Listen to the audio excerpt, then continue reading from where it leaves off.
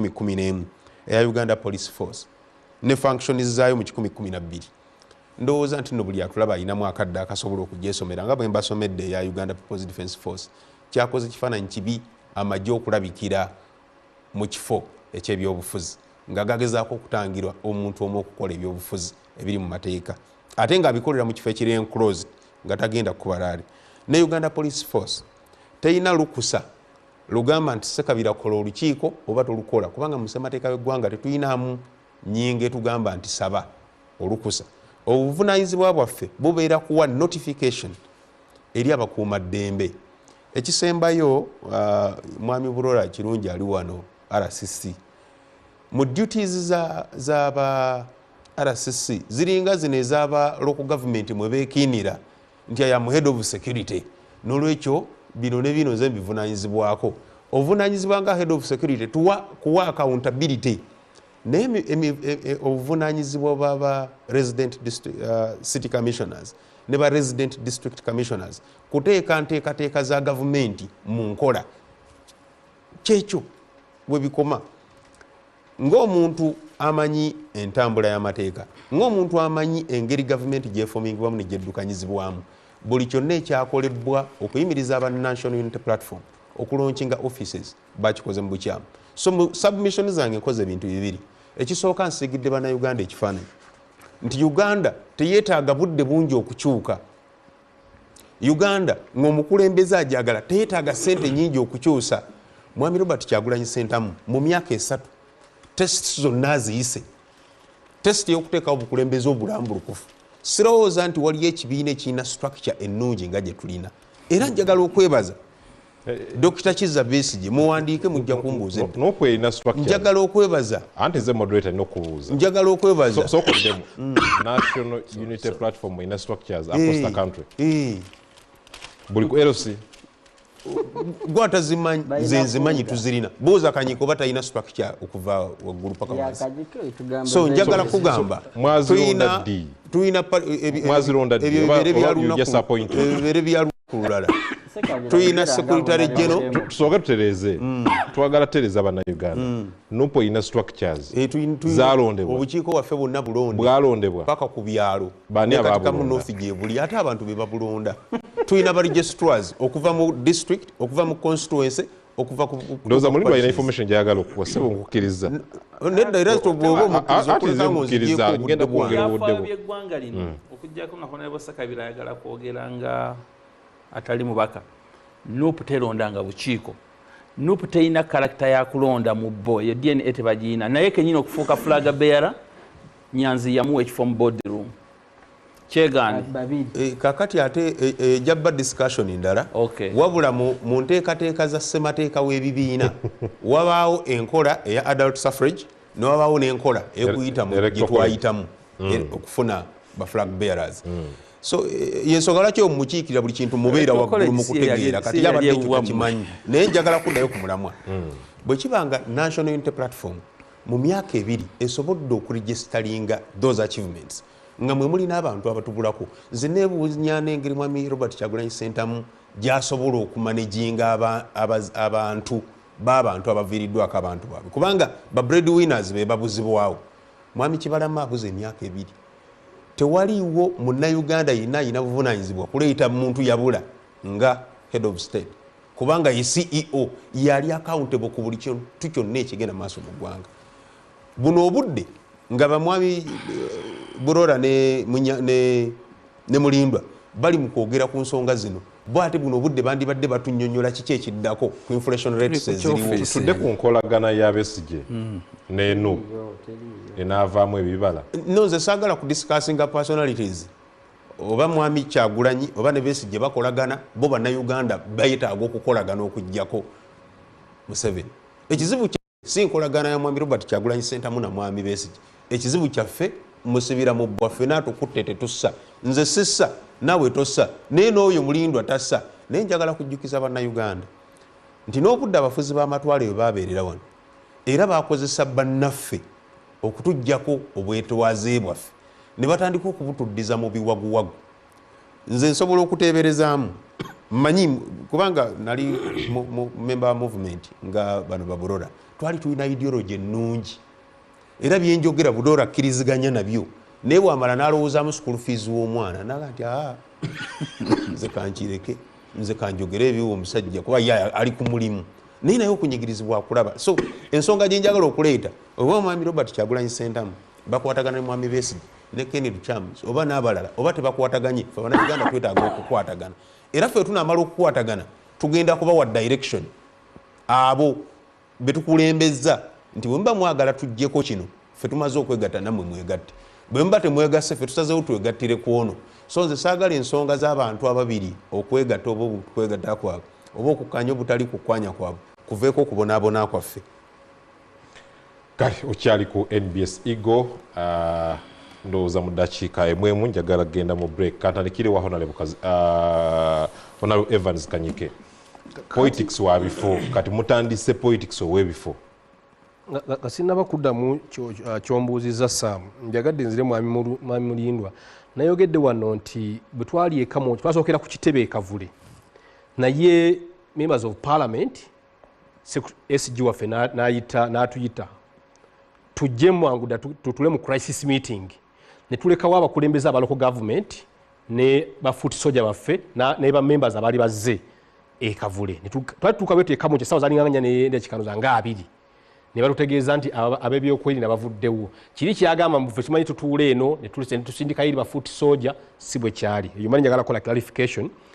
Ate kirungi nnyo n'abeera ng'agoberera omanyi olumu omuntu abakola submission ate ng'omala ebirowoozo bitadde walala kikulu nnyo. Akalala ate era ne mu command oba commandinga bamemba aba high command si boosoosa wali ku era otwalayo abasooka bano naye ffe kyetwakola twali tumanyi si bajegajega naye osoosaayo bakomanda abakyali akitegedde bulungi tujja kutwala jena akomandinga olutalo naye kirala kyenjagala akomandinga nga biganye okukola clarification njagala abatulaba bamanye nti Dr. Kizza Besigye bwe yajja ku CBS tewali wa NUP tewali wa People Power yaweereza Dr. Besigye ebigambo oba kwagala kumugajambula nga bwe kyali.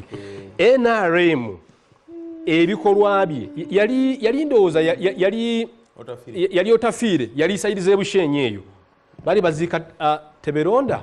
Yes, Teberonda n'agamba nti uffe twayambalanga kombati z'amagye ga UPC gobote ne tutta abantu era ne tuvumisa gundi ya UPC government ya UPC. Kati mwami Museveni naffe ffennyini abali ku opposition engeri gye tuludde nga tuyayanira okwata obuyinza olumu atusigamu abantu ne bajja bakola ebintu ne tulowooza nti nno so NRM yaweereza abavuka abalumba definitely sijja kunenya muganda wange munyagwa kubanga buli siga ndi buli kimu gwangu kyo nakimanyi Kanyike njagala otunulire mu kamera eyo abantu babuulire yes nti tebaali banupu abalumba Besigye Mengo yes baali ba NRM bubinja bwa mwami Museveni bwajja asindika ng'abasindikira mu opposition bukoleka opposition ebyobukambwe kakati bo bekyusize muli opposition balowooze nti nate opposition munne yakikoze naye omanyi faces ezagenda emengo nga zikyali munupu for example mpayo face emu saagala kwogera mannya g'abantu naye kyenkugamba okimanyi nga bakyaliyo simanyiyo n'omu kanku information yes bwekibanga abainarem balimba ndi mwami Robert Kyagulanyi Ssentamu yakwata ejjinja n'akuba emmotoka ya president ya bulletproof n'ajaza Arua bwekibanga balimba nti ate gwe baali banoonya olw'okukuba emmotoka ejjinja ate bamusanga na mundu mu woteeri bakyasobola okubanga balimba ne balionayo munyagwa baani abalumba Besigye Mengo baana ba Nuupu nga bakomandingibwa chairman Nyanzi yali ku ground yali afuna instructions okuba chairman Nyanzi yali Mubiru kansala Mubiru Werubaga North wa Bulole greater footage abo namba kubali nti Mubiru oyo gundi you can't attack an old man singa Besigye yali takola duyiro nga ali fit you can kill him there kakati ekinaito shireke Honorable Kanyike sigana Honorable Kanyike gwa kikola ezibu kyetu ina Honorable Kanyike mu opposition mwe tuine kizibu you don't temwagala muntu ayina independent mind ganti enosobi nekyo kigwe sigwa kikola kansala Mubiru bamuyita Mbirwani wa Nuupu that madman ojja kundaga footage is not mad tetwagala kuyita kansala olumba otya omusajja omukulu atuse n'okuzaala omukube Sam ojja kubeera wakisa otulage footage kireke kanso togendayo maliriza mu dakiika emu kireke honorable togendayo mu footage banjina ne kusimu wano weyagala njikuweerawo wano so genda gikuwa mukalangu so kakati nange njiina wano omanyi tuyayanidde so okkiriza nti abanupu be balumba Besigye tulunde nnyo nga tulwanirira enkyukakyuka eno era mu desperate gye tubeeramu olumu nze siyinza kunenyawo nalebo munyagwa naye ojja kutubeerera wakisa bw'onooba oyina information eyo ogitulage footage bagireete wali ogitulage NBS egirina ogitulage ojja tubeerera wakisa bakwali nti oli ono so kakati politics w'ebifo nti abazze banoonya bifo abazze ne Kizza Besigye nti banoonya bifo sisuubira nti nno kituufu kubanga bw'otunuulira Bolono yakyogedde nti abamu banoonya bifo abo ekisooka awali cognition nti NUP erina amaanyi nti NUP bwewanda omuntu bamwandako eddusu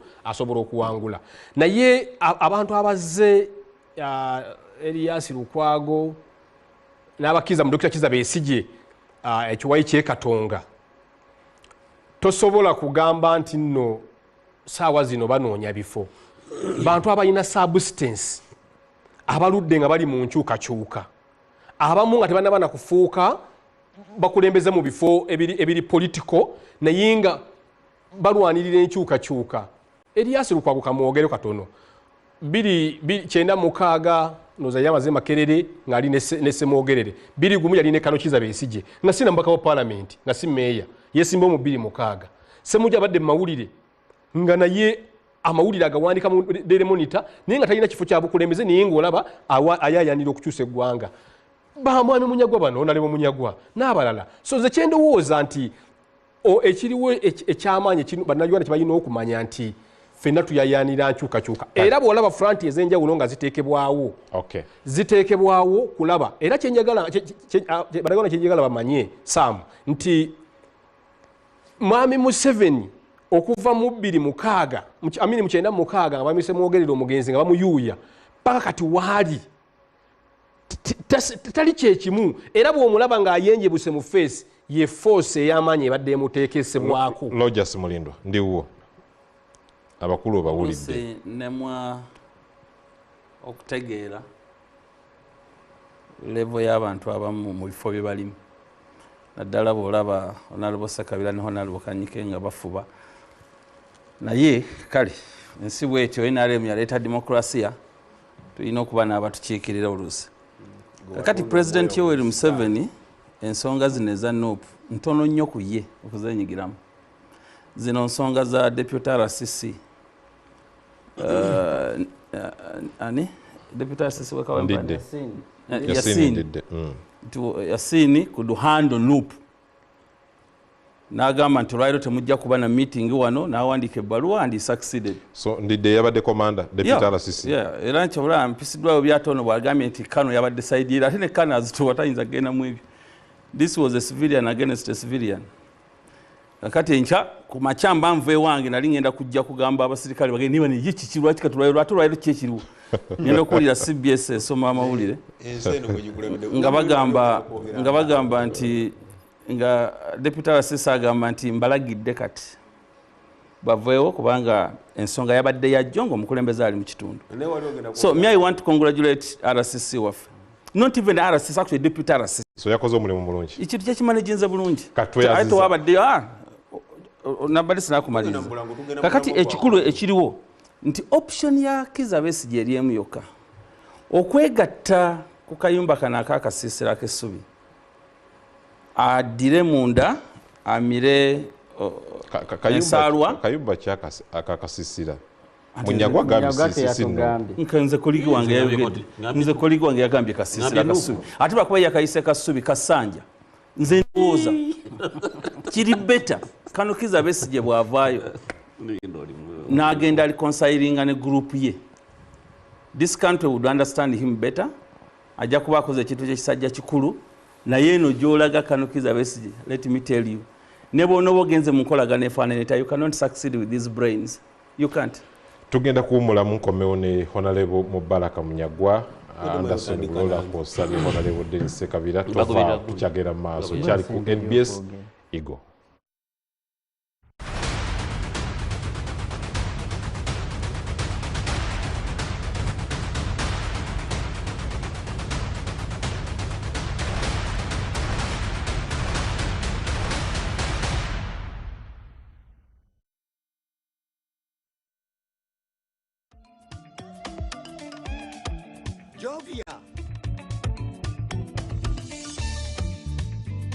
Ng'oyolekera ku lugendo luno olw'obulamu,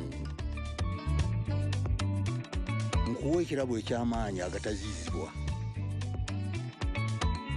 amaanyi okulabibwa n'okuwulirwa mu mawanga ag'ewala ennyo, okutuuka buli wamu nga yadde togenze eyo, ensi yonna ng'ekuli mu ngalo.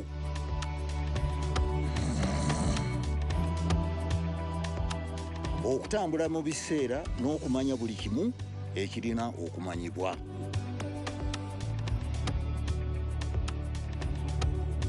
Jovia, kino kye kirabo kyange gy'oli. Tewali kkubo ku ki ky'osobola okukola ku mukutu nnandameggwa ogwa MTN.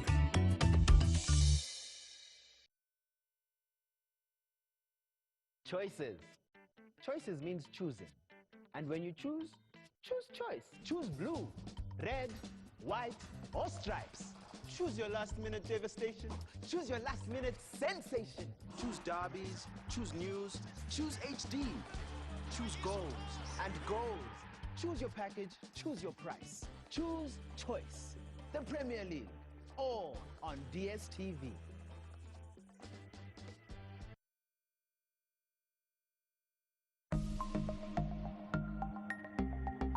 Better steady, be better. Kikulu nnyo buli munnayuganda okubeera omwegendereza naddala mu kaseera kano gye tukomye okufuna okusuumusibwa mu by'empuliziganya, gye tukomye okufuna okusoomoozebwa oba oliawo nga empuliziganya mu mikutu egy'enjawulo ekozesebwa abatatuukiridde n'ebigendererwa ebitaba bituufu ku ebyo bye bajja nabyo. Omuntu ofunye layini yo y'essimu, fuba okulaba weeba egudde giripootinge bagibulookinge, kubanga bazikozesa nnyo okukuba amasimu agabba, okufunirako ssente, ate ebiseera ebisinga poliisi weeba enoonyereza ekwata ggwe eyawandiisa essimu yo. PU by Uganda Communications Commission, Bank of Uganda, MTN Uganda, Stanbic Bank, Uganda Bankers Association, United Media, Equity, and MTN Momo. I'm going to step into the world of Nyege Nyege for 4 unforgettable days and nights where your wildest dreams come to life and the party never stops. Come with us as we return to the source of the Nile from November 9th to 12th. Secure your tickets and accommodation now. Whatever sport you enjoy, Sport Action on NBS Sport has you covered. Whether you want to support the Uganda Cranes or our netball team, golf or athletics, both domestic sporting events in Uganda and international sporting events in which Ugandans compete are the subjects of our attention. What are you still holding out for? Catch all the excitement on Sport Action by tuning to NBS Sport, brought to you by MTN, the #1 supporter of Ugandan sports.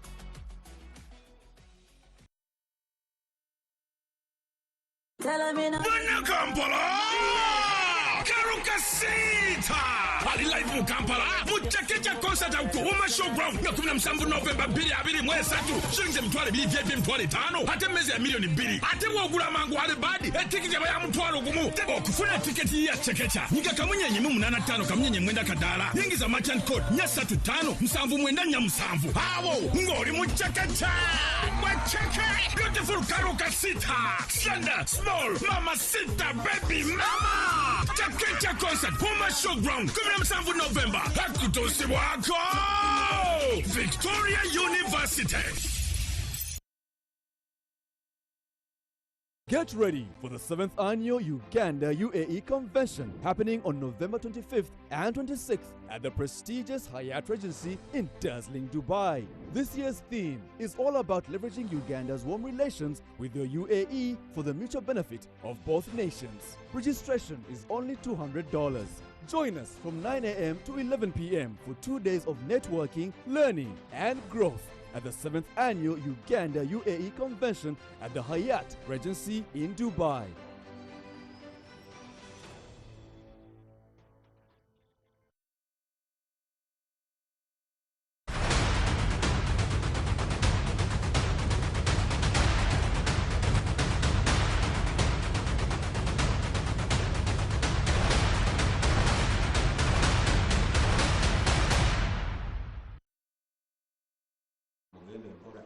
Kale okyali ku NBS Eagle nze Sam Ibanda Mugabi mu studio zina Rogers Mulindwa nina Honorable Mbaraka Munyagwa nina Honorable Evans Kanyike Honorable Denise Kabira kwosane Deputy RCC Anderson Bulola Mivule Ronald yavuganyako ku bubaka bwa Parliament bweyala agamba nti ashagigoberera era asiimye nnyo agamba nti mwami Munyagwa yogera amazima bwagambye agamba nti omanyi bingi yogera amazima ate waliwo mubiru William Nabingo agamba nti Honorable Kanyike ekituufu abanupu bebalumba retired Count Dr. Kiza Besigye Emengo agamba nti noonyereza akatambi ojja kulaba abavubuka abalumba retired Count Dr. Kiza Besigye baali ba nopu era bakyali mu nopu.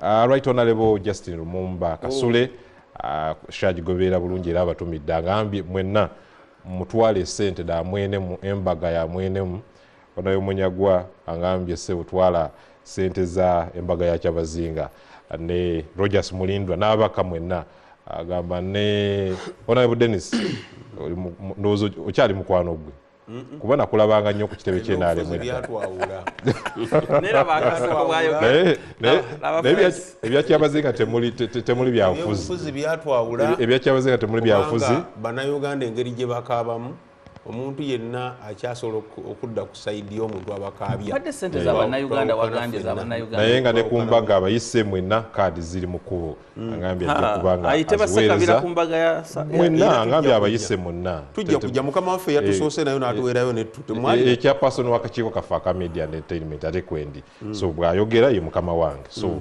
abayise mwenna era kaadi nja zireeta naye tugende ku nsonga Honorable Munyagwa njagala omalize ensonga eno mu dakiika 2 kuba njagala tugendeko ku nsonga ya Parliament just dakiika 2 tuwunzike ensonga eno ya NUP ne FDC eya Katonga ndowooza naawe oli wa FDC Katonga. Nze sirina kyenja kwogerako kirala kyamaanyi nnyo nze wabula okusaba nti abatukulembera oba abantu baffe players abakulembeze bonna mu opposition tubeere nga bamazima gye with each other mu nkolagana yonna mukulu Sekabiro yasoma amateeka mu nkolagana yonna ekisookera ddala musazeewo okukolagana oba mukugulana oba mukola ki tulina kye tuyita consensus I add them something like that nkyera but meeting of the mind nti Besigye kyendowooza naawe gwendi naye kyokola ki that is important ekize kikuba emikago gyaffe ekyo nga tekibaamu buli omu abaana alina kyanoonya IPC TDA byonna ebyo meeting of the minds must meet manye tuli ku kintu ekituufu and nze ndi ku record saalinnyako ku kitebe kya TDA I'm on record wanena gulu yes saalinyawo era gwe yakimayo kano Besigye nze ate saamwagira kgendayo saagala kuba kweka wakomandinga group ya mnona so siri kulevya komandinga kusitula kano leka tonetera bizibu nenza bamukimana bawagira bawoze sayina buyinzo za supported them nemuga mu musitule na sinze na batuma nenze ona bodonga oto yaliyo nze sese saliwo nenze nabawagira wagira mu musitule nagamba nawagira mu mujeyo because Dr. Besigye asafalinze nnyo bambi very honest atobyakole kinze kyensaba nti nze muganda Kyagulanyi just ne Dr. Besigye nti wabeewo kye bayita meeting of the mind kubanga nze mmanyi nti Kyagulanyi naye mu kibiina kyalinamu obuzibuzibu ng'omuntu obuli mu wansinsi omwo but ye nga leader wabeewo kye tuyita meeting of the mind ebirowoozo bikwatagana biti Besigye yatomedde ogenda mu Nuupu sina kyogera. I've not said that. I've not said that. It's a question nabuuziza no tompanda bigambo mukama mbuuziza kibuuzo nati koma ku Mulindwa aleka kumpanda bigambo soko leke baddemu ekibuuzo you see and Mulindwa ina problem and that's bad character nkubuulira ona Munyagwa so kyengezako kulaga nti wabeewo meeting of the mind ona Munyagwa wangi mbuuziza Besigye yatomedde okugenda mu Nuupu yes oli kakiddemu ekibuuzo kankiddemu mwadde obudde bwange sekabire mwadde obudde bwange ate buno nedda waliwo kyebayita kale Besigye yatomedde ogenda mu Nuupu teyatomedde wabula mwami Munyagwa ayagala wabeerewo okukkaanya okw'ebirowoozo okw'ebigendererwa wakati kwa beyeegasseeko ekyo kyenjogedde Anderson gwosembayo Besigye yatomedde olira oyo omutuufu naye temunaba kumpa kadde kange anti obudde buno mwadde kuwange Anderson obudde bubwo Besigye yatomedde nga Munyagwa bwakugambye nti Besigye bambi azaatomera tanaba kukyogerako ekyo gyazatomera tanaba kukyogerako kyo tutereezeemu nze nkubuuzizza ssebo obwedda asympathizinga nakyo nedda ekyatereezeemu mbutuufu sebutereezaamu ona Munyagwa gamba tereezaamu tanaba kukyogerako nga Munyagwa bwagambye tewandiyogedde bwoti nga Munyagwa bwagambye nti musajja wattu azaatomera mu TDA natalinyayo ngambye Dr. Besigye agira mu good spirit n'aferebwa nga bali abamufera anti kwe kutomera kirina wasidani so negyagenza yegendereze mbuuziza yegendereze bano bateekawo ebigambo bibagala ebitabula gwe nobayagala bikkirize what is that Anderson maliriza nga Besigye bwazaaferebwa nga Munyagwa bwagambye eri emabega nsuubira n'omulundi guno kiyinza okuba bwe kityo bamufeze kale ogambye seconds asatu onabusekabira Besigye bamufeze neeno abatudde wano tuyinza okwebategeera ensonga z'ebyobufuzi era tuyinza n'okuzisaagiramu nga bwe ndaba abapanelisiti bannange webasaaga naate mu bulumi bwe muyitamu bungi mu 2021 nga tulondebwa kubeera baka ba palamenti omuti gwa sabuni gwali gugula 3500 kati gugula singi kakaaga lita y'amafuta ali egula 3600 kati gula 5500 n'olwekyo ebibasoomooza bingi bisingako n'okwegattako ebyobufuzi n'olwekyo mwegatte mubeere n'eddoboozi limu twaŋŋanga ekitulya kubanga ekitulya tekituliira ku sikeero y'emu tekituliira mu bwenkanyi kisobola okukulya nga osobola kugenda mu ddwaliro lwa gavumenti sekabira nekimulya nga kimulya lwa bulumi bwawulira naye ngaasobola okugenda mu ddwaliro eryokwesasulira n'olwekyo njagala kubasaba munywere mugume abantu bano abatukulembera twongere okubawa essuubi n'okubabudaabuda n'obutayongera kutema njatika bano aba NRM ze bali mu kutema wakati waabwe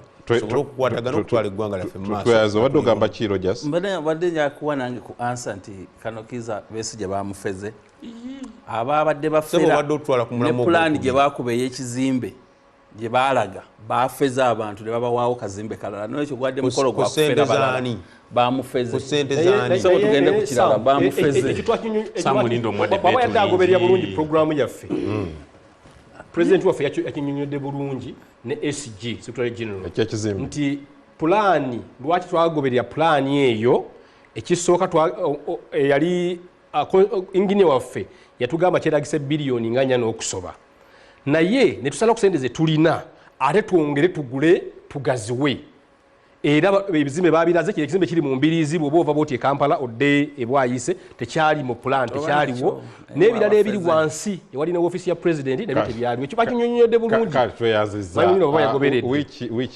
oyo bafezo obuwumbi n'obuwumbi ab'ekibiina kya NRM abatagulanga olunaku lwabadde lwakubiri wiki ewedde ameka speaker parliament Thomas Tayebwa yawalizibwa okwongezaayo bokusindika abaka parliament okugenda mu luwummula okutuukira ddala ngenda kusoma omwezi 15 Novemba 2023 ensonga evudde ku baludde oluvuganya gavumenti okuguguba defiance nebagamba nti tugenda kuddayo mu palamenti mu ntula za palamenti ensonga ekwata ku bantu ku kutyoboola eddembe ly'obuntu okweyongedde ennaku zino ne ku alipooti yakolebwa akakiiko aka Uganda Human Rights Commission nga bagamba nti faili z'abantu 18 baziggalawo naye ngenda kutandika ne Honorable Kanyike mu ddakiika 2 zokka ze njagala okuwa era kozesa eddakiika 2 Nampala oludovuganya government yatuuzizza press conference John Baptist Nambeshe Honorable n'agamba nti enteesaganya zabaddemu ne Deputy Speaker Thomas Tayebwa zagudde butaka era bo bennyini baziremesezza nga tebaagala ziggwere mu boardroom baagala ziggwere mu bantu tunaatambula bwe tuti era parliament erekedde ki tebaagala ziggwere mu bantu bwe yagambye nti baani abaziremesezza bo bennyini nga opposition bagamba tezina kuggwera mu boardroom zina kuggwera mu plenary kakati ate zinagwera zitya mu plenary nga mumuganya okugenda mu plenary kakati kyetwakola ekyokufuna mu parliament kyo kikolebwa abantu abagunjufu era mbadde nzija ndaba ba NRM apologists nga bagamba nti aboogera ebigambo bingi naye abagunjufu kyebakola enkyali waliyo meeting yayitiddwa Right Honorable Leader of Opposition essaawa 5 ku parliament aba opposition caucus era tujja kugibeeramu okwongera okutunuulira ebizze bibaawo new developments of twafuluma mu parliament era ndowooza ne statement eza opposition chief whip Honorable Nambeshe tujja kuzikubaganyako ebirowoozo bye byaleese naye bannayuganda kibalina okumanya nti ensonga gye tutunuulira eyatujja mu parliament y'ensonga y'eddembe ly'obuntu waliwo naadde bagamba nti n'ebirala bijja kuyisibwa ebibi ng'ate muli wabweru wa parliament ebirala ebibi tebiyinza kusinga kutta bantu baffe n'abawambiddwa wakiraba bulungi ffe opposition obanga nottente n'ogiteeka mu ntamu bw'otateekamu munnyu tefuuka nva ebeera awo kati ffe tuli batono tuli 19 ne tulinga munnyu mu nva era kyova olaba Right Honorable Deputy Speaker Thomas Tayebwa yavayo n'agamba nti nkaluubirirwa okubeera nga parliament opposition tebaliimu twogere ne bannaffe tuteekewo mediation tuteekewo negotiation tuwuliziganye kuba kati baleeta ekirowoozo ne bakyebuuza ne bakyeddamu ojja kutunuulira nolaba parliament n'okubeeramu ababaka okutuula mu parliament bwe tubeera mu opposition mu butono bwaffe era mwattu olw'ebirowoozo byaffe bituleeta ebirungi wabeerawo n'obwenali bwayagala okumanya opposition boogere kinatuula mu parliament naye kati bajjaawo bukamera bwe zimukwatawo ng'adduka agenda ku bibye kubanga parliament ekyalinamu muzinzi era kyekyavako gisindika mu liseesi kakati bannayuganda abatulaba eyo tuli babaka bakyejo oba nti twagala kubaweereza naye tetusobola kutuula tuyise policies tuyise regulations tuyise mateeka kagenda kutambuza nguudo mazzi makolero n'ebirala ng'abagenda okubifuna bali kudduka kati saawa zino kakuba ekyokulabirako saamu n'abatulaba nti ne obeera ne programs nungi ozireete Gaza tewa programs z'abaana kusoma naye nga bali mu lutalo Israeli esula bomu ku masomero ku malwaliro ku masinzizo ewali camps kati bannayuganda bali kudduka kati toyanziza so katono nnyo amaliriza saamu nti bye twakola twamala kubyebuulirirako ngaffe abakulembeze bammwe era tujja kusigala nga tutambulira awo okujjako nga gavumenti ewulidde eddoboozi lyaffe ku lw'abannayuganda okusobola oddiwuliriza netujja okudda mu kikolebwa nga era nga tebabizzeemu tujja kuddayo Anderson ndiwo bano batandise n'okufulumya obutambi videos nga zirabisa gavumenti ku kutyoboola eddembe bagambye ennaku 18 batandika last week ennaku lwali lwakusatu ekyokulabisa ndowooza si kiina nnyo mulamwa guli awo kubanga ne boolabisizaamu nabo balina amawanga ge bakulembera balina nabo okusoomoozebwa kwe bayitamu era balina n'engeri nabo gye bahandolingamu ensonga zaayo Uganda teri si kizinga ekyeyawudde ku bukulembeze bw'abantu but kyendowooza nti kikulu NUP eteekwa okuba neegendereza mu byekola kyemmanyi beegendereza omwaka oguwedde ndowooza si ya 22 baatandika ne lisiti z'abantu abawera 4 tebagamba twagala abantu 4 ne bazitwala mu kakiiko k'eddembe ly'obuntu ne bazisunsula ne bagamba bano baatandika okuzisunsula kakati tuli ku bantu 18 batuwa accountability ebisatu baabafuna ebisatu baakomawo baba baakomawo baaliwa toyinza kubuuka just bwotyo n'ovaayo kakati oli ku gundi eno ekirala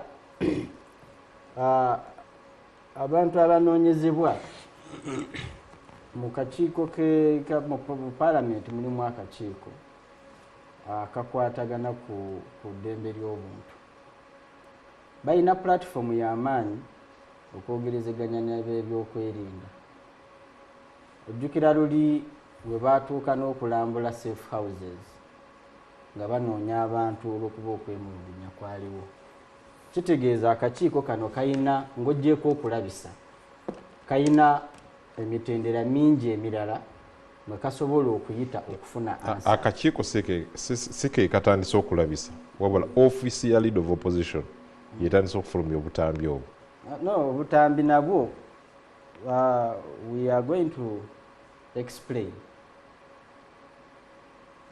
naddala ku ddembe ly'obuntu baani abagenda okunnyonnyola government will explain will respond to that honorable Dennis Sekabira list yasooka kwabeerako abantu 4 ne mudda ku 3 era kati muri ku 18 kansooka enziremu ekyo list yasooka alina abantu 461 tuli ku 18 18 they are the missing persons be bantu abatalabikako abalala akakiiko k'ebya human rights kaboogerako ng'abali mu makomera n'abantu baabwe babasanzeeyo mu makomera bawere ennemba n'emisango egiyinza okuba nga mituufu basi mituufu wabula ekyo kiri mu discretion ya court okusalawo okugamba nti Sekabira agulina batagulina tulina abaana nga bantu ba bulijjo nga bali mu kooti z'amagye bawozesebwa abo tebali mu 18 18 be bannayuganda bataliiko mayitire so njagala kusooka tereza record ekyokubiri njagala olw'okuba obudde bweddeyo bwe nali nzize Kampala okulayira nga bakati kamu north bansindisa kano ke katabo kennyini ke nakwata ku madala ga parliament in constitution ekitabo ekyokubiri kye nakwata yali bayibuli eyo buli muntu gye bamuwanga oba Quran tebatukkiriza kuvaawo nayo chapter eyokuna yeyogera ku protection and promotion of fundamental and other human rights and freedoms enyinga eyabiri egamba nti fundamental and other human rights and freedoms section 1 fundamental rights and freedoms of individuals are inherent and not granted by the state eddembe ly'obuntu eddembe ly'obwebange ozaalibwa nalyo state si erikuwa state kyesobola okukola kuli garantinga nti gwe tugenda mu ddembe lyono so siina kirala kyonna kyensobola kukola mu parliament nga kino kiri mu kuvoolebwa kubanga kino kyekyandeeta okukola tweyanziza Rogers Mulindwa ndiwo naye osazeewo okumpa batandise okulabisa gavumenti bafulumya obutambi enteesaganya baziganye eza boardroom bagamba kiina kuggwera mu plenary kyendowooza obuzibu bwokka bannaffe opposition bwe balina tebalina capacity ematiza balala bingi ebikolebwa mu parliament ne bigatta bonna ne baba n'eddoboozi limu nti tuba tunagamba emmotoka za milioni 2 bonna bakkaanya bwe tuba be baleeta basaalirwa opposition nabagamba oli nti bwe yaleeta etteeka ku bintu by'ebisiyaga ffenna twakkaanya bano bannaffe ekigendererwa kyabwe si kyakukkaanya na parliament ekibafuula relevant mu community ffe ababalaba bwe kwekandagga baga nti wandabye era baba bafuluma wali wooteeka kamera kigenderere nnyo oyo Kanyike yakuba ne Kajjambo nga bali simayiringa nga bafuluma buli omu afuba okulaba nti kamera weeri emulaba abantu bali bamulabe bagambe nti twakulaba teekako ebifaananyi Kanyike nkulabe era abamu bamala n'obudde ne beesituza bannaabwe ne babakwatakwatako so that the moments are captured tomorrow bakikozese nga ebyobufuzi mu kampeyini zaabwe nti bwe twali tufuluma mwatulaba naye ishu zaabwe izakukanya kuyamba abantu ebyo mu biwandiiko Sakabiro yennyini amanyi mu constituency eyakatikamu north omuvuka gwe bayita Yusufu wa Bobi ali ku musango gw'okubba pikipiki wamutwala n'omuteeka ku lisiti y'abantu naye omanyi nti omuyambi we yagenda n'amugjayo ku poliisi taliiyo kati gwe wamugjayo ku poliisi omuyambi wo yennyini n'amutwala n'awaka naye tewagamba nti taliiyo ebintu bino mulimu obulimba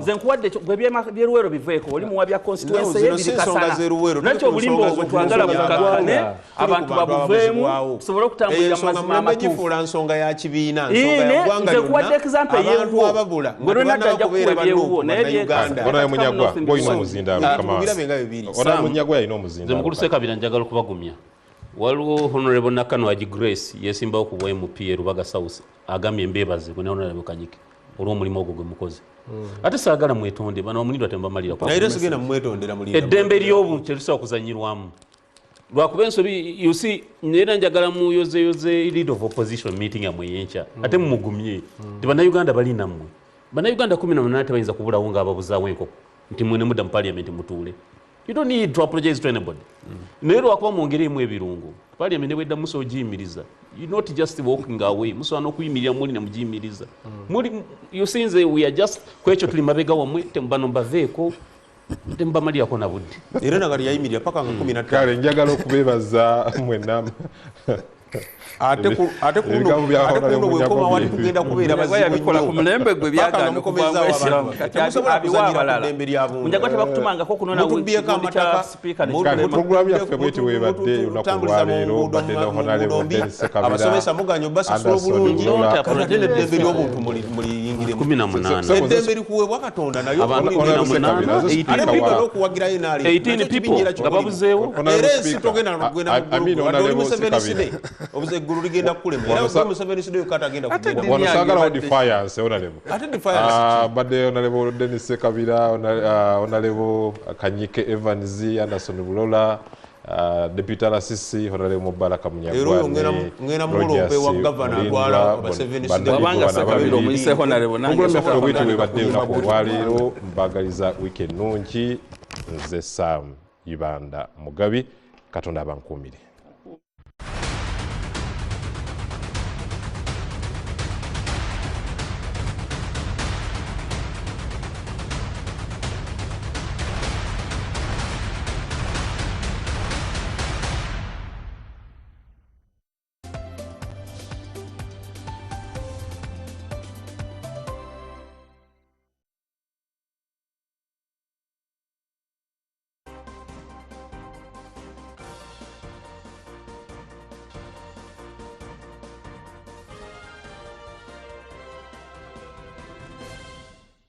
The Constitution of 1995 of the Republic of Uganda allows any Ugandan to settle in any part of the country, to live and settle in any part of the country. There's freedom of movement, freedom of expression, and other fundamental freedoms as protected by Chapter 4 of the 1995 Constitution. But movement of Ugandans within the country and settling in parts of the country has always been controversial. A few years ago, we had the crisis of Bafuruchi in the Bunyoro sub-region. Then there was a crisis of Balalo, as they are called. These need actual definition in the Teso sub-region, including flogging by a minister of some of them who were being told to leave the area. Now the center of the crisis is in the Acholi sub-region. Having suffered more than 2 decades of conflict, of war, displacement, people moving off the land, a different tenure land system where land is communally owned, Balalo crisis has become significant. The president has issued an executive order. Its enforcement has been postponed several times, forcing the president to travel to the region to try and resolve the issue. Can that be resolved? But there's a campaign. Balalo must go. Go where? My guest on NBS Faceoff tonight is the Honorable Gilbert Olanya. He represents the people of Kilak County, and he is a member of the Forum for Democratic Change. Very nice to have you, sir. Thank you so much, my brother. I am Charles Mongu Shampagi, and this is NBS Faceoff. Thank you so much. You say Balalo must go.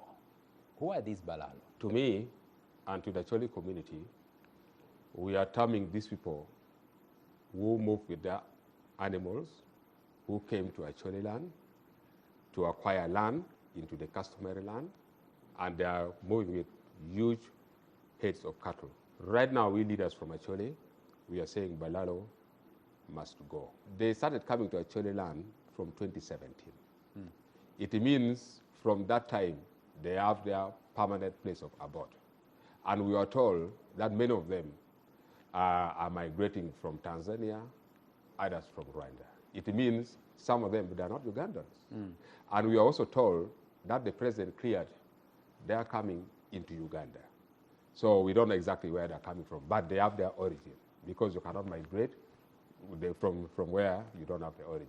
Is Balalo a tribe? Is Balalo an ethnic group? What is this? For us, we just call them Balalo. And the language they speak, the majority of them do not understand English.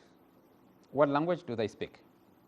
In fact, I don't know the language they speak, but they could understand each other with the people who come from Western Uganda. Because sometimes when we want to communicate with them, we have very many people from Western Uganda who are hiring and cultivating in Acholi land. Sometimes we get them to translate when we want to speak to them. Are you trying to insinuate that they are from Western Uganda? We are told they came from Tanzania, from Rwanda. First, they settled the western part of Uganda, and then they started migrating to the Acholi land. So we assume that maybe they are somehow related with the people from Western Uganda. Honorable Olanya, you are a seasoned legislator. You've been in Parliament for some time. Yes. How many times now? Yes, this is my third term. Third term. My 13 years in Parliament. 13 years in Parliament. 13 years in Parliament, I would imagine that you have done your homework to know who these people are before making a demand that they must go. From Parliament, we were told clearly, and there's evidence, that those people migrated from Tanzania, others from Rwanda. And the president of Uganda cleared they are coming into Uganda. So they are coming from Tanzania and Rwanda alone indicates that they are not Ugandans. I want you to go back the reasons why you're trying to tell these people to leave. We have one of the biggest crime in Pade at Napul sub-county. The chief, the Rot of Pade, told members of parliament that, please, for me, I am not aware how these people came into our customary land. Right now they came, we realize that they poured heads of cattle, and chasing them away is becoming a tug of war. The second reason, currently, as I speak, the animals of Balalos are moving freely into the Acholi land. And if an Acholi buys animal from across Karuma, I'm telling you, our animals are not allowed to cross Karuma and go to our land in Acholi. For example, one of the members of parliament bought 2 trucks of animals from this side. When it reaches Karuma, the trucks were stopped. The animals took 4 days in Karuma without being cleared. But the animals for Balalos are being escorted by the security personnel. On reaching Karuma Bridge, they are cleared very fast to go to the Acholi land. So we are seeing that there's some biasness. There's some intentional biasness to stop Acholi people from stocking animals, at the same time allowing the Balalos animals to occupy the Acholi land. Mr. Lanya, you say very many things that are critical. One, you say Balalo, the ones you're fighting against, are not Ugandans, by what you're saying. Yeah, I assume they're not Ugandans. You assume? Yes. You say they came into the country by clearance of the President of the Republic of Uganda. Yes. They were able to move when the country was under lockdown intensely. From about 2017, you said, but intensely around 2000, 2001, when there was lockdown.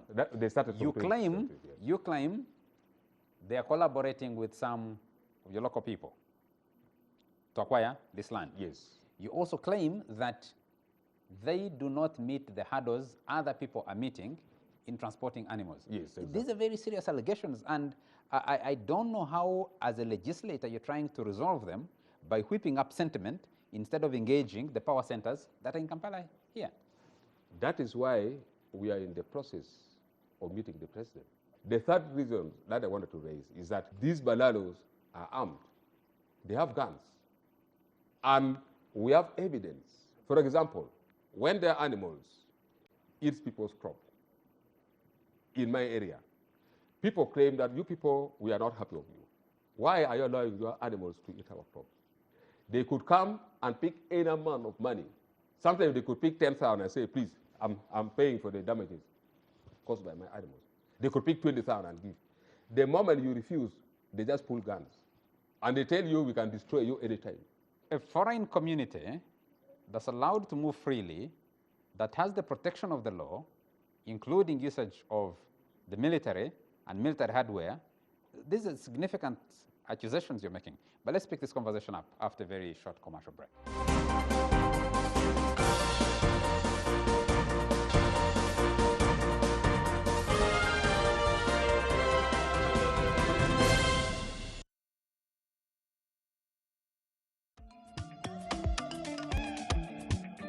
Jovia, as you embark on this journey of life, I give you the gift of unstoppable power. The power to be seen and heard in the most distant lands. To go everywhere without going anywhere. To have access to the whole world.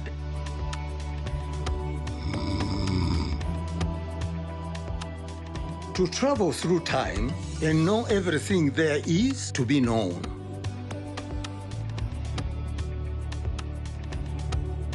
Jovia, this is my gift to you.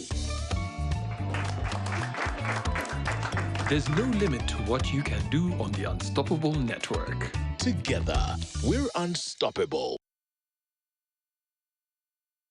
Sanyuka TV kuletete Christmas kawowo kukalinde hotel nemisaki semakula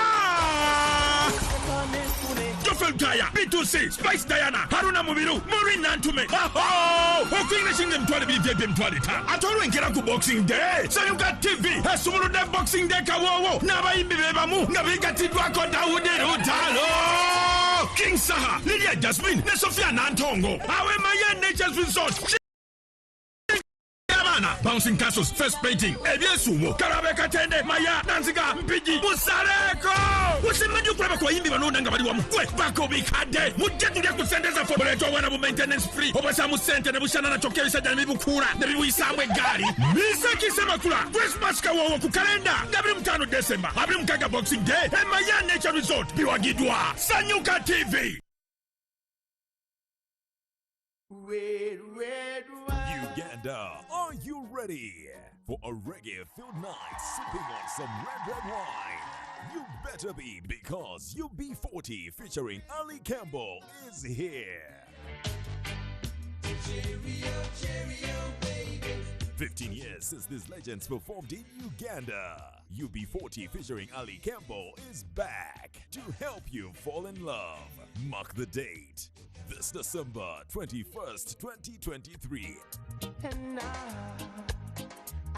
At Kololo Independence Grounds, celebrating the festive season with the spice of reggae.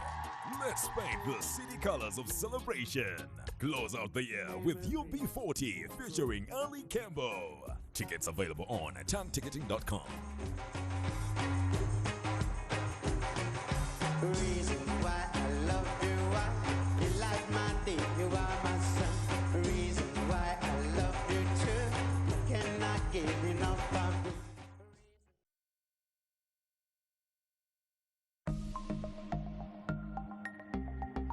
Better steady, be better. 7 out of 10 of us have lost a substantial amount of money to fraudsters. Money we could have used to pay rent, invest in small businesses, clear fees, or send to mama in the village. Better steady and protect what's yours by being vigilant with your virtual transactions. Keep your PIN to yourself and only take calls from registered customer care numbers in case of telecom issues. Better steady, be better. Do you buy Uganda Communications Commission, Bank of Uganda, MTN Uganda, Stanbic Bank, Uganda Bankers Association, United Media, Equity, and MTN Momo.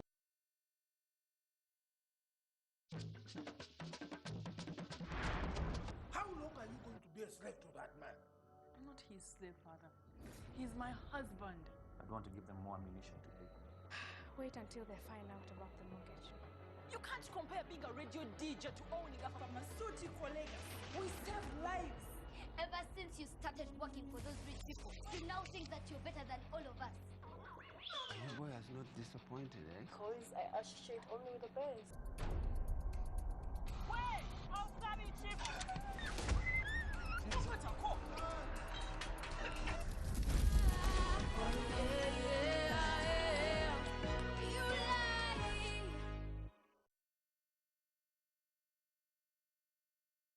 Mbarara, get ready!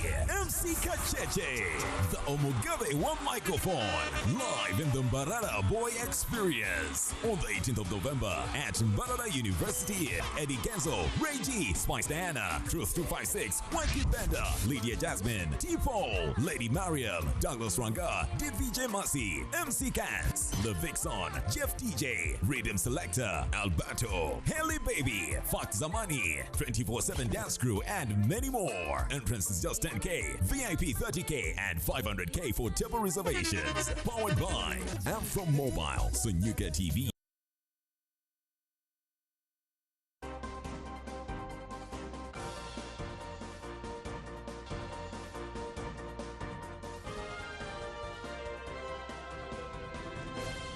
My guest is Gilbert Olanya, who's Member of Parliament for Kilak County. And are you honestly not just playing politics with this? My brother, sincerely, we are not playing politics. You're saying foreigners allowed into the country, allowed to cross and roam and move animals, committing, in your words, so many illegalities. I am waiting for you to invoke the law to prevent these illegalities, even if it's one as grave as using a gun to threaten and intimidate, or letting one's animals destroy another's property, crops, or movement illegally when there was a ban, presidential directives, or entering the country under unclear circumstances. All these are legal questions. I'm looking at a bigger national crisis than an actual crisis. But the way you have framed this looks like an actual crisis. You remember 1 month ago, the team from Acholi, led by the Chief Justice, Owindolo, went and met the president. That was Wednesday, a month ago. And then the following day, on Thursday, the Balalos organized those people who gave them land. They reorganized them very fast. They also went and met the president on the same matter. The team led by the Chief Justice were saying, please, the customary land for Acholi are not for sale. Aware of the court ruling that the customary land, if you buy customary land, it means you wasted your money. There are some processes of buying the customary land. And then immediately, there is some group of people who call themselves the landowners. They mobilized. They went and told the president that for them, they have no problem. They're living amicably with the Balalo. So they are now trying to counter every claim.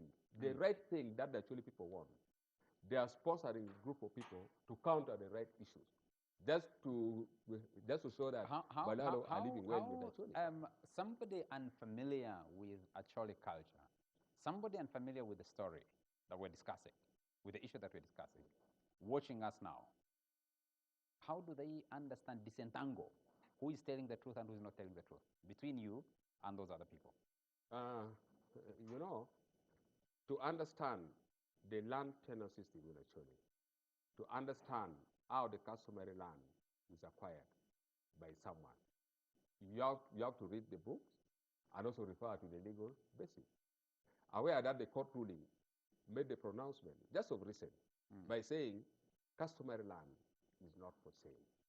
It means if somebody sells to you the customary land, you have wasted your money, you are about fair. because the customary land is The, not the, sold. the group that you're referring to claims to be landowners that have sold their land or leased their land to these cattle keepers. They are purporting to be the landowner. And you know, those people, we know them. Those people, they call themselves the NRM cadres. And those people, they are ever within the town area. Wherever the president is, wherever they need money, they just run to acquire money. Let me give you an example. When government was compensating people for sugarcane plantation in my area where I come from, by my divided group of people, those same people, they connived, they told my divided group of people and the government of Uganda that they are the owners of that particular land. They played their games in Kampala. And it's true, they acquired a huge amount of money in the name of compensation for sugarcane plantation in Amoro.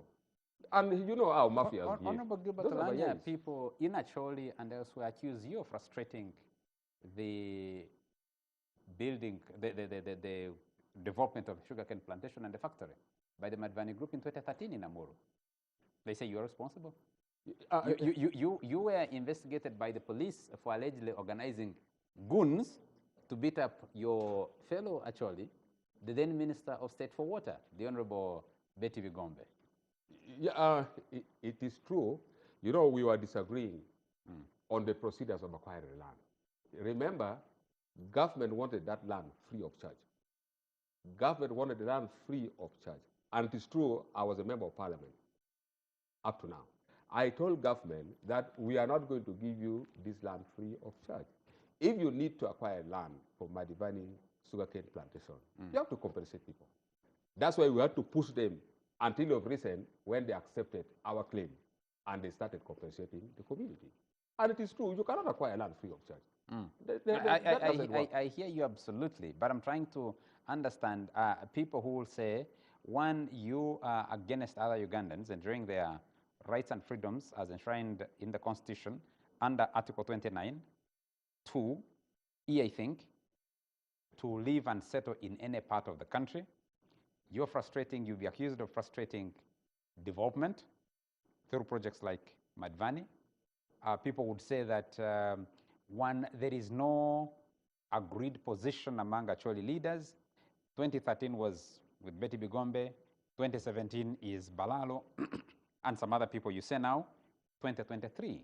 I mean, for you as Gilbert Olanya, to the community, you might appear like somebody who's trying to defend the community interests to protect that customary land. I mean, where do you draw the line? Which Olanya are we dealing with? My brother, we shall continue disagreeing so long as the process is not clear. And you know the behaviors of some people in this government. We have the brokers. Those are who want to get money for themselves. So long as the process is not clear, it is true, we shall continue disagreeing. We disagreed on Madivani sugarcane plantation until they accepted to compensate people. And unfortunately, after compensating people, that was 4 years ago. Right now, as I speak, that land which are compensated for sugarcane plantation, and the land has already been handed over to Balalo. Right now, we have Balalos who are occupying that land. Around the Madivani project is continued. The Madivani group of people have never stepped in Amoro. So we are even doubting whether truly government compensated for that land for sugarcane plantation. Are you blaming government for the influx of Balalo? Is that what you're trying to say? Absolutely correct. Because after Ministry of Land compensating people, injecting huge amount of money in the name of sugarcane plantation, now the land is handed over to Balalo. So it means government, there are some games. There are some games that are being played. Government is not interested in planting sugarcane in that land. You said they were compensating for maybe for welcoming Balalo in Acholi land. You said that senior Acholi leaders, including none other than the Chief Justice of the Republic of Uganda, have engaged with the president, have engaged with government on this issue. Yes. Chief Justice led the team of the Acholi community. And he advised the president properly. He explained to the president. I was told they took almost 8 hours in the State House, explaining to the president so that the president should understand the setup of the customary land, the values, how the Acholi people behave, and the land setup in Acholi. Chief Justice did very well. He explained to the president. He engaged to him. And we thought the president might have understood well. You seem to be placing this responsibility on the doorstep of the president. I want to go back to that. You seem to be saying he is actually responsible for this crisis, in one or the other. To me personally, the president is totally responsible because he's a commander-in-chief and the fountain of honor. Some people, non-Ugandans, coming into Uganda, being armed, given guns, you are the commander-in-chief. Why are you allowing these non-Ugandans to be with guns? And why are you allowing non-Ugandans to go and occupy the customary land of the community? You know, the president has too much power, and he controls everything. So to me, I place most of this blame onto the president. That's why we call upon him to address this matter. Let's take a break. When we come back, we'll be looking at whether there are legitimate claims by some people settled in northern Uganda over land and grazing rights. We'll be right back.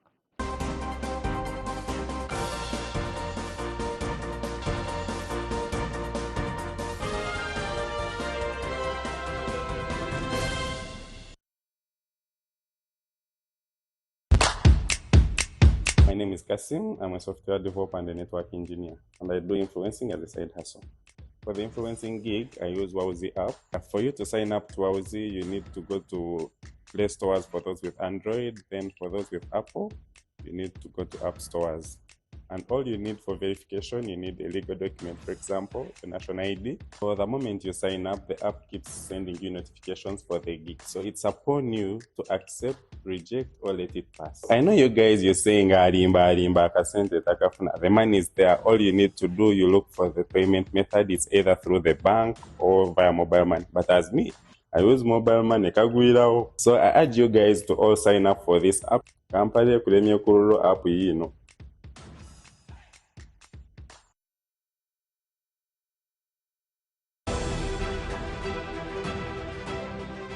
Twokya wano ennyama y'embuzi n'enkoko. Engeri gye mpakingiramu bakasitoma bange nkozesa paper bags n'oba oyagala birungo byonna byonna. Bannange abakozesa obuveera advice gye mbawa nti oluusi tekiri safe eri obutonde bwaffe n'obulamu bwaffe.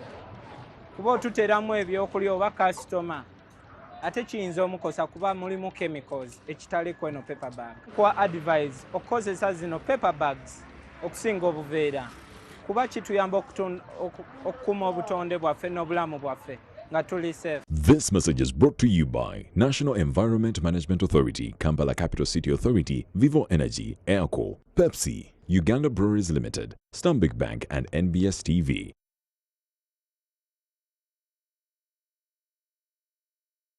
Are you having headache, sore throat, muscle pain, toothache, or fever? Then use Curamo Plus. Curamo Plus is strong on pain and gentle on stomach. It's available in all drug shops countrywide. It's not recommended for children under the age of 12 years. If symptoms persist, seek medical advice. I'm going to Step into the world of Nyege Nyege for 4 unforgettable days and nights where your wildest dreams come to life and the party never stops. Come with us as we return to the source of the Nile from November 9th to 12th. Secure your tickets and accommodation now. Mbarara, get ready! MC Kacheche, the Omugave One Microphone, live in the Mbarara Boy Experience on the 18th of November at Mbarara University. Eddie Genzo, Ray G, Spice Diana, Truth 256, Mikey Bender, Lydia Jasmine, T-Paul, Lady Mariam, Douglas Ranga, DVJ Masi, MC Cats, The Vixen, Jeff DJ, Rhythm Selector, Alberto, Haley Baby, Fox Zamani, 24/7 Dance Crew, and many more. Entrance is just 10K, VIP 30K, and 500K for table reservations. Powered by App from Mobile, Sonyuka TV.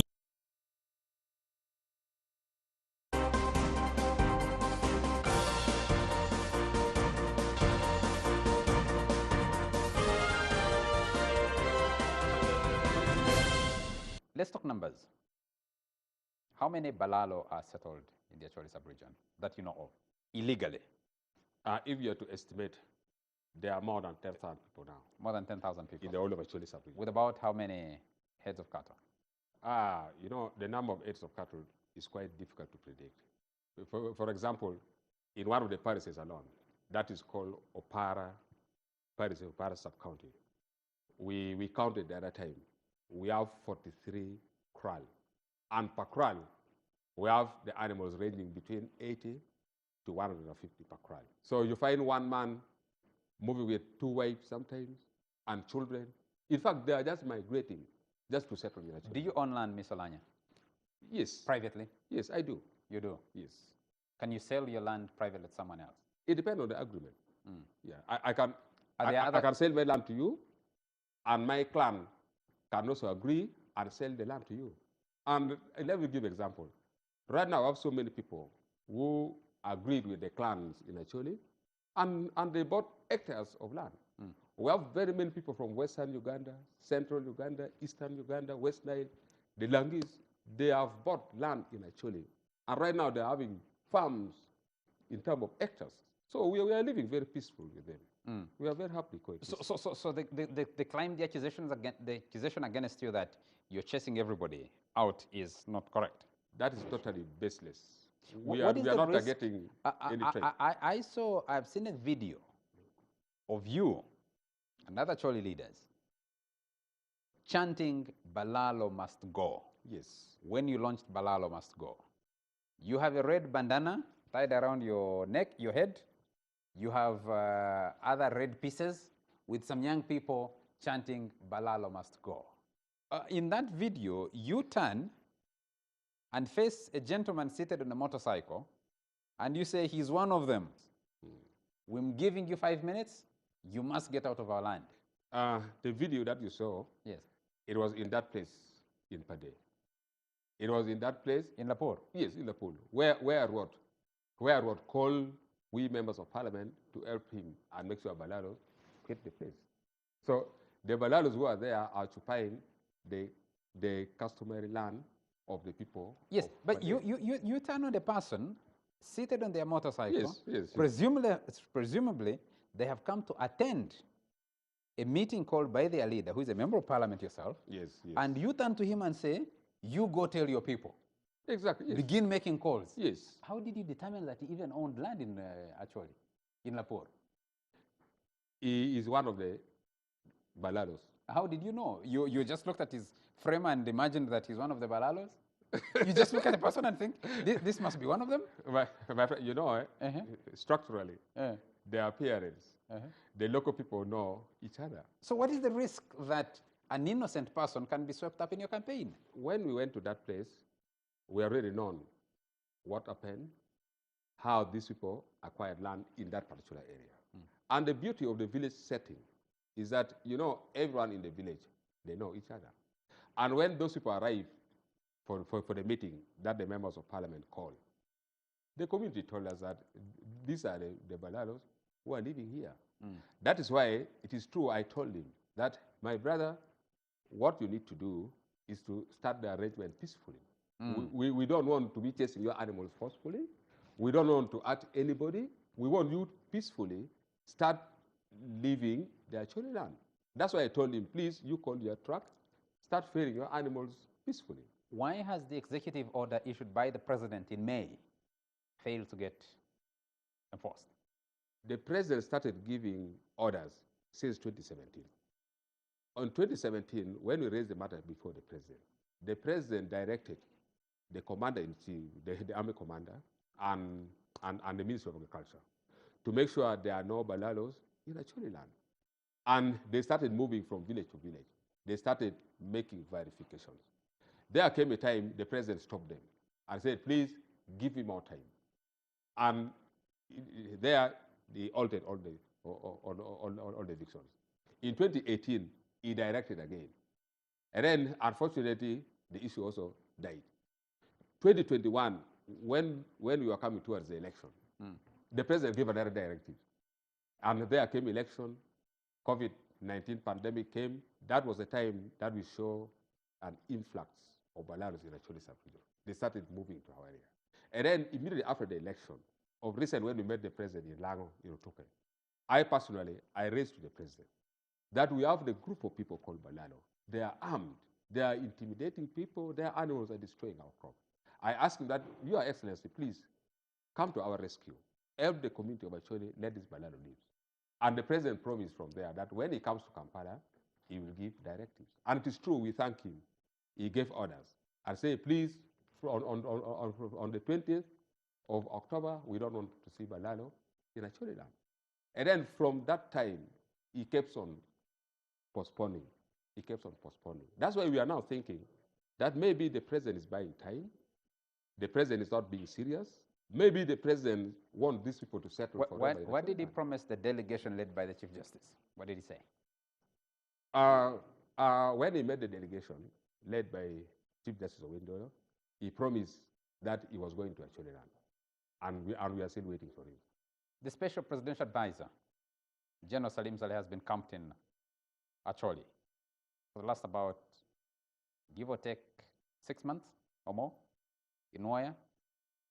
He's been trying to resolve that conflict. Why hasn't it been resolved? He set the team to make the verification. And when the team led by the chairman of Acholi Parliamentary Group, Anthony Cole, they did their verification. And when they presented the report, my brother, when we read that report, the report was as good as useless. If your colleague, chairman of your Acholi Parliamentary Group, led a team that wrote a report you call useless,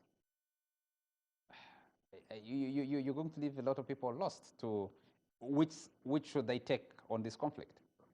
You're saying they didn't do the verification? As I told you earlier, we shall continue disagreeing until the right thing is done for our people. It is true we disagreed on that Who report. speaks for the people of Acholi? Gilbert Olanya or Anthony Akol? My friend, in this case, both of you are in parliament. We are the elected leaders. Anthony Akol is an elected leader like yourself. Yes, all of us are elected leaders. Yes. And we are elected from our constituency. Yes. So what is good, we agree at one as a team. What is not good, we disagree. And I am happy that all members of parliament from Acholi disagreed with that report. And we told Anthony Akol that we are not in for that report because the report gives more power to Balalo to continue living in Acholi. And I don't know where these people are getting the money from. They have huge amount of money. Not from their cows? I don't think from the cows. What is the price of a cow in Acholi today? Mostly big ones can go for 800,000 to 1 million.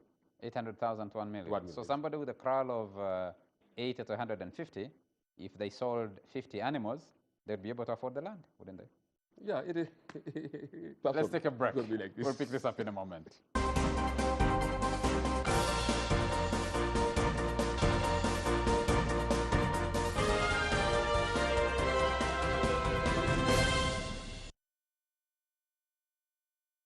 Mark your calendars for a day of unity and compassion. Join us for the Tassel Run on November 11th starting from 7 a.m. at the Makerere University Rugby Grounds. With only 25,000 shillings, you can be a hero to children affected by HIV. Let's run together for a brighter future. For more info, call 0752 774 139 or Momo code *165*3 180 502 free of charge. The Tassel Run is sponsored by NBS Sport. Join us and run for life.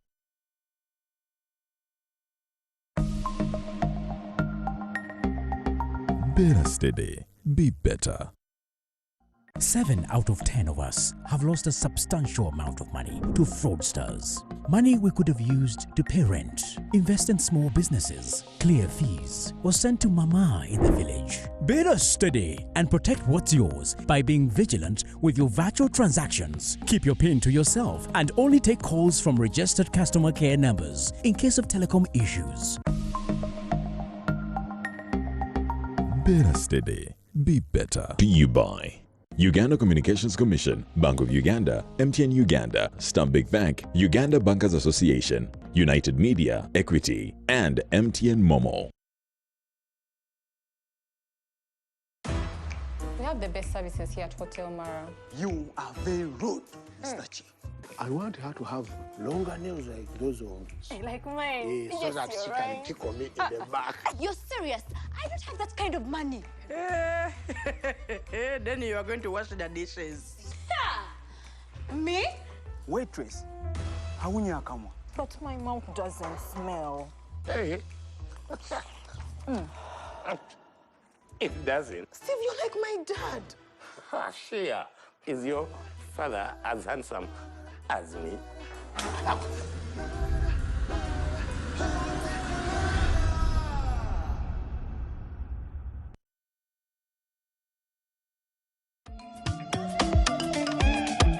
Jovia.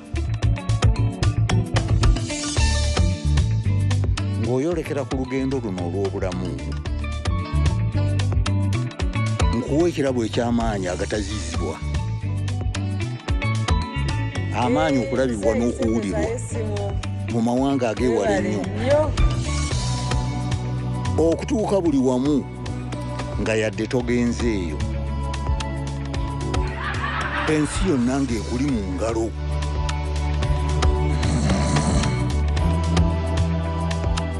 Okutambula mu biseera n'okumanya buli kimu ekirina okumanyibwa.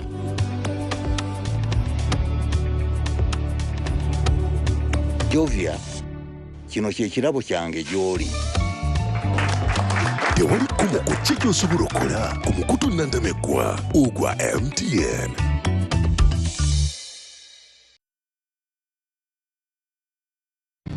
Would you know where to find your children if they got lost in a supermarket? Do not think so hard.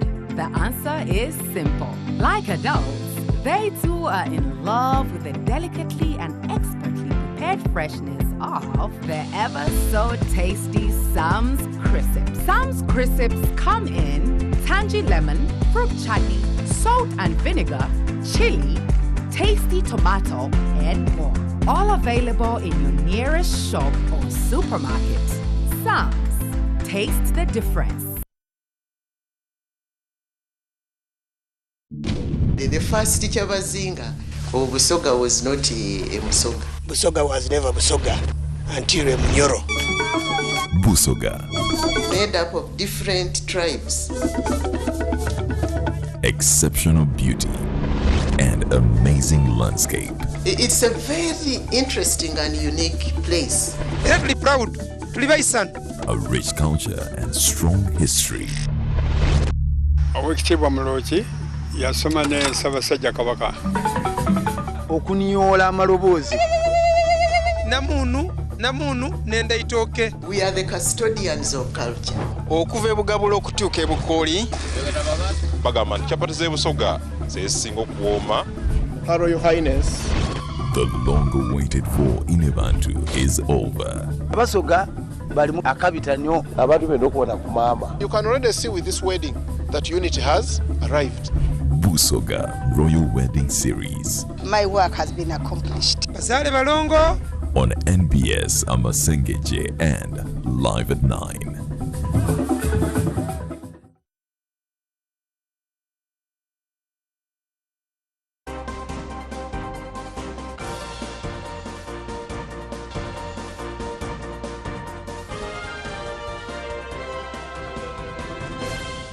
Welcome back this last segment of NBS Faceoff featuring Gilbert Olanya. The Honorable Olanya represents the people of Kilak County in the 11th Parliament of Uganda. He's been in Parliament for the last 13 years as a legislator. He is the face of the operation Balo Must Go. I have read the executive order by the President. My own reading raises a lot of questions like I've been asking you, of whether it stands legal scrutiny, because the right and freedom of movement is protected by the Constitution. The right to settle is protected by the Constitution. The procedure for ownership of land and the right to own land is well defined in the Constitution and protected by the Constitution. And I'm wondering the basis of the President's executive order, whether it can actually stand legal scrutiny. And I'm wondering, you said you have contacted your lawyers. Have you filed a suit yet against Illegal occupiers? We are in the process. You're in the process? Yes. Why is it taking so long, since 2017? We thought the issue would end shortly. That's why we have been engaging the president. And the president has been promising that he's going to solve the problem. And we thought the problem was going to end shortly. So you think but now we are seeing that it's not about to end. That is why we have engaged our lawyers and we are running to court. And look at the executive orders. According to our lawyers who advise us, he told us that the executive orders is not constitutional. That's what he told us. My reading of that... And I pray that maybe next time you may invite those who are in legal mind, let them come and expound more on the executive order. Like I just said, I have read that executive order, and I doubt it stands legal scrutiny. Yeah, and actually, its unenforceability, it can be challenged in a court of law. Exactly. From my reading of it. That is exactly what our lawyers told us. That what the president says, the orders that the president gave, is not binding in the court of law. But you don't seem decided on whether you're going to pursue a legal resolution, a political resolution, which is the president and the executive orders, or a social engagement, community engagement approach.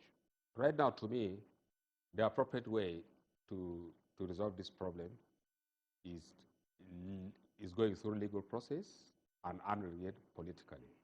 You know, the political will is very important. To me, I'm seeing that the president does not have a good political will as far as this matter of Balo is concerned. You remember when Balo came, in fact, they did not only go to Acholi, they went to Teso. And you realize, and you know what happened in Teso, whereby the former member of parliament, Mokola mobilized people in Teso and they chased them away. I saw my friend, Minister now of State for Works, yes, the Honorable Musa Chweru, laying people down and flogging them. Exactly. Which was illegal. No, that's why I'm saying. Which was, that's why I'm telling you that some of these issues needs to be handled politically. Because when they went there, they mobilized people, they chased them away. And when they went to Lango in Apache. You're trying to replicate the same thing? Yeah, when they went to Lango in Apache, the community mobilized and they're saying, please, we don't want you here. They chased them away. That's why I'm saying the president should have a political will. Let him really direct that the Balo should leave. And when they were chased from Teso, when they were chased from Lango, the president did not say anything. But now coming to the Acholi people, the president is ever buying time to allow Balo to continue settling in Acholi. He's saying by this date you go. The time will come, he said, no, I pushed another date. I pushed another date. Aware that these Balalos are continuously processing land title from the land that they hired. They are processing the land title illegally. So it looks as if they are trying to buy time, to give time for them to acquire land title. And I assume in the nearby future, the president may come and say, let us verify. Those who have land title, we treat them separately. Those who do not have land title, we treat them separately. This is how I am assuming. Therefore, it means all along he has been buying time to allow Balo. I haven't seen you challenge the Ministry of Lands, the minister and the technical people there, over the processing of land titles of communal land. That is one of the things that we are putting in our law. I told that our lawyer is working on the document. That is one of the issues. We raised the issue to our lawyers and saying we are doubting how these guys are acquiring land title onto our land. So we are putting that as one of the claims. What kind of tenure are they being given? Like the one who acquired title in Amoro. They were given freehold. So we are doubting. But you said these people are foreigners. Exactly. So how do they get freehold titles? My friend, you know, in this country, we are dealing with mayais. We are dealing with mafias. Anything is possible in this country. So on that land, the copy that I saw. You haven't petitioned for the cancellation of those freehold titles. You haven't, have you? Yes. We have engaged our lawyers, and as I speak now, we have already applied for the cancellation of that title. So you know, all what I'm telling you, we have already informed the lawyers. The lawyers are working on the document. What will you do if Balo don't leave? My friend, you know, once you are not wanted in the particular area, you will not stay. Even if the president protects you, even if the big people in government protects you, once you are not wanted in that area, you will not stay. Because people may organize themselves, may start killing your animal, may start doing all these nasty things, and you live by yourself. You live well in an environment that people welcome you. There has already been attacks and injury of animals of suspected Balalo in your communities, haven't there? No. There have been? No, I've never heard of the case, and we are ever telling our people that please never ever dare to attack or kill anybody's animal. Don't touch anybody, don't fight, don't do anything. So we have never heard of that. I have spoken to some people settled in Acholi.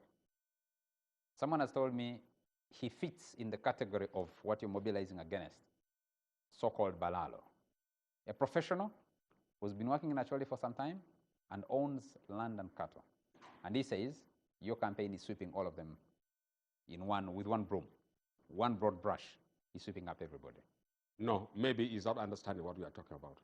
So for us, we are targeting those Balalos who started coming to Acholi land from 2017, and those ones whose animals are destroying people's properties.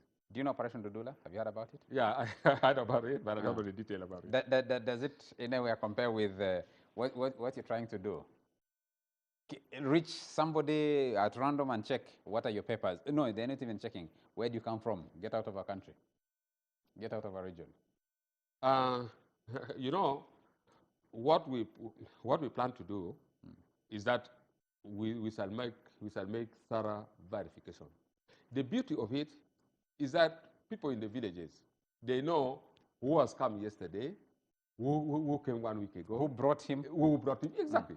You know, in the village life, we have proper, well-structured, well-coordinated movement. So people know each and everything. So there's no worries at all.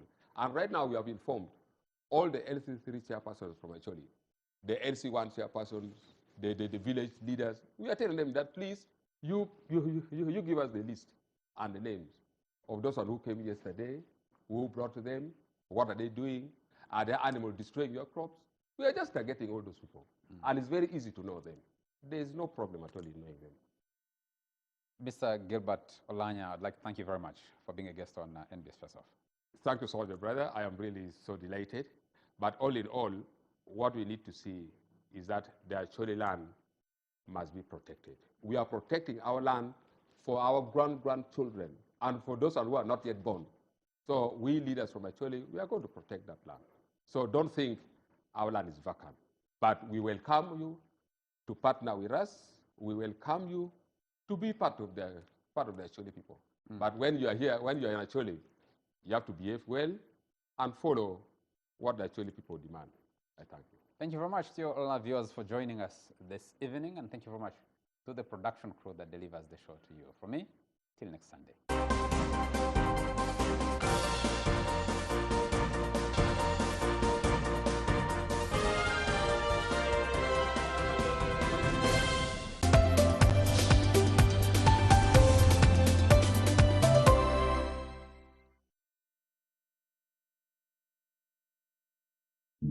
The first Kyabazinga, Busoga was not a Musoga. Busoga was never Busoga until a Munyoro. Busoga. Made up of different tribes. Exceptional beauty and amazing landscape. It's a very interesting and unique place. Very proud to live son. A rich culture and strong history. Awekitibwa Muloki yasoma ne Ssaabasajja Kabaka. Okunyoola amaloboozi. Namunu n'endaitooke. We are the custodians of culture. Okuva ebugabulo okutuuka ebukooli. Bagamba nti kyapati z'e Busoga ze zisinga okuwooma. Her Royal Highness